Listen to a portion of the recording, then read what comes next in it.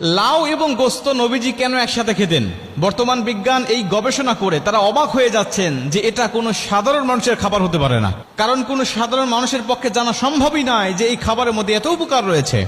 এখন তো কোরবানির সময় চলছে, আমাদের প্রায় প্রতিটা ঘরেই কিন্তু কম বেশি গোস্ত রয়েছে। তাই আপনি ইচ্ছা করেই আপনি কিন্তু এই সুন্নতি খাবারটা তৈরি করে খেতে পারেন। একদিকে একটা সুন্নত আদায় হবে, অন্যদিকে আপনার শরীরের মধ্যে যে উপকারটা ঢুকবে আপনি অবাক হয়ে যাবেন বর্তমান বিজ্ঞানী সম্বন্ধে কি বলছে।